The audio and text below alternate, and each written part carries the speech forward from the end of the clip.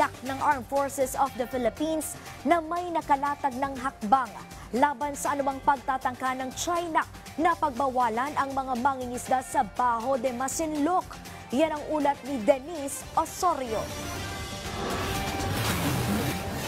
Sa kabila ng deklarasyon ng China, naggagawin umanong nature reserve ang Bajo de Masinloc. Iginit ng Pilipinas na nananatili itong bahagi ng ating exclusive economic zone. Ayon kay AFP Chief of Staff General Romeo Bronner Jr., malinaw sa international law na saklaw ng bansa ang mga teritoryong nasa loob ng 200 nautical miles. At sa 2016 arbitral ruling, nasaklaw ng Pilipinas ang Bajo de Masinloc. Dahil dito, itinuturing na labag sa batas ang anumang pagtatangka ng ibang bansa na angkinin ang Bajo de Masinloc. Tayo po sa Pilipinas, tayo ay sumusunod sa international law. Tayo ay sumusunod sa batas. Hindi naman po ako isang abogado, but talagang kitang-kita na labag sa batas ito. This is illegal, no? Yung kanilang ginawang hakbangin na ito. Dagdag pa rito, tiniyak ng AFP na nagpapatuloy ang regular na pagpapatrolya ng Philippine Coast Guard at Navy upang masiguro ang kaligtasan ng mga mangingisdang Pilipino. Nakalatag na din ang contingency plans para sa anumang pagtatangka na pagbawalan silang mangisda sa lugar. Dapat hindi natin iwan yung West Philippine Sea because the name of the game is presence, physical presence. Kung sino po yung nandyan, siya ang may control ng area. No? Kaya hindi po natin iiwan ang West Philippine Sea. Samantala, sa ika-46 na National Reservist Week, binigyang diin ng AFP ang kahalagahan ng mas maraming reservists na katuwang ng regular forces sa pagtatanggol ng bansa at pagtulong sa panahon ng sakuna.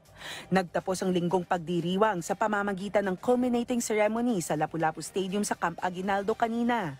Dinaluhan ito ni na Department of National Defense Senior Undersecretary Ireneo Espino na kumatawan kay Defense Secretary Gilbert Teodoro bilang guest of honor and speaker, kasama si General Bronner at si Major General Gerald Gaga ng Philippine Air Force. Many of you have chosen to serve while balancing professional responsibilities, family life, and community commitments. Yet, when duty calls, you are ready to stand shoulder to shoulder with our regular forces on battlefields, during disasters, and in moments when the nation is most in need. Umabot sa 158,269 na reservists, kabilang ang mga ROTC cadets, ang dumalo sa selebrasyon. Isang patunay ng patuloy na paglakas at paglago ng reservist community sa bansa.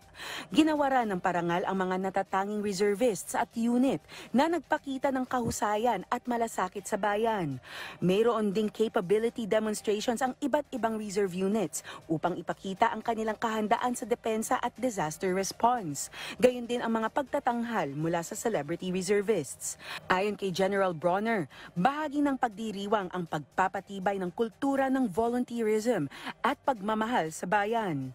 Inaanyayahan natin yung ating mga kabataan na sumali sa ating reservist or maging kadete ng ROTC dahil ito po ay isa sa mga paraan kung paano natin maipakita yung pagmamahal natin sa ating bayan. Ang National Reservist Week ay batay sa Proclamation No. 627 Series of 1995 na kinikilala ang mahalagang papel ng AFP Reserve Force sa pambansang depensa at kaunlaran. Denise Osorio, para sa Pambansang TV, sa Bagong Pilipinas.